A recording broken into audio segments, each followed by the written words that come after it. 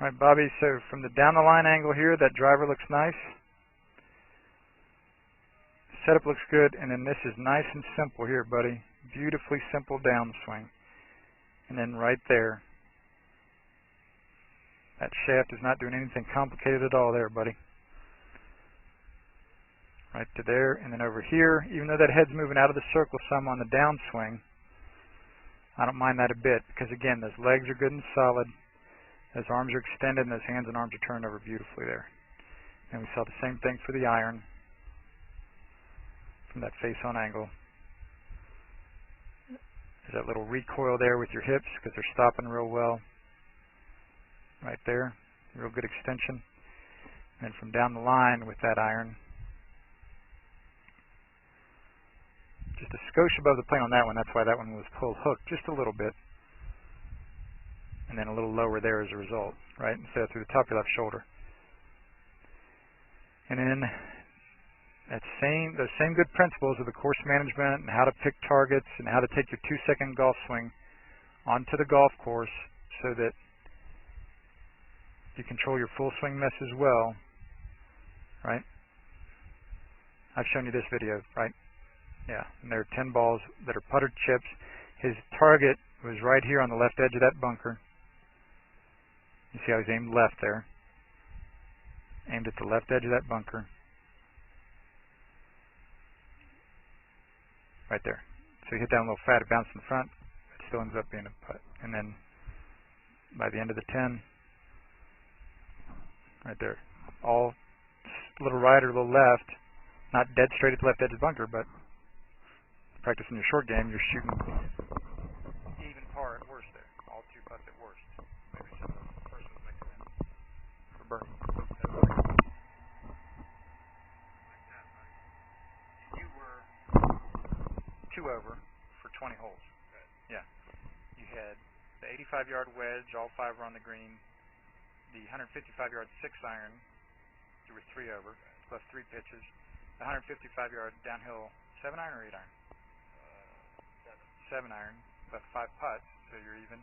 And then the 5 drives were all in play. Even though the 2-second swings were a little right or a little left or straight, you picked a good club for that particular drive, so they were all in play. So you're 2 over for 20 holes in about 30 minutes on the course of practice. 20 holes in 30 minutes.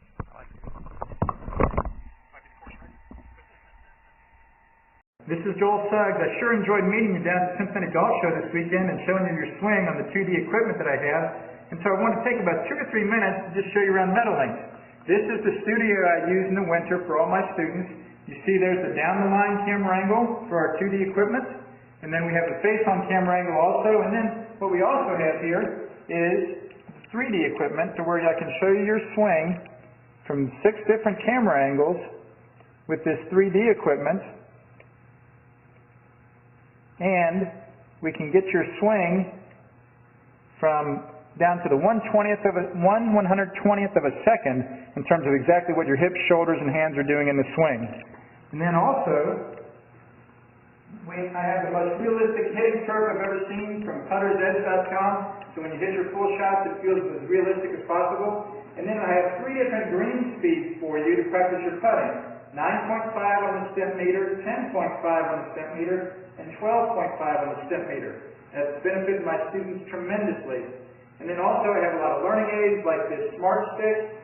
You can see the rest of those learning aids over here in my bag that we can work on to help you learn the certain fields in the golf swing that you and I both want. And then also I help my students a lot with their equipment through the winter. This is a frequency analyzer where we twang your club and it gives us a reading here. And then also we plot your whole set, each club on these lines to see if the set is really matched or not. Quite often they aren't, and it helps my students tremendously when they find out what clubs are the offending clubs. And then if we get tired of being indoors and we want to go outdoors and hit some, we can do that. It's my daughter. Ellie, good to see you. I haven't seen her in weeks. No wonder you've been gone, Ellie. You've been out here playing in the snow all this time.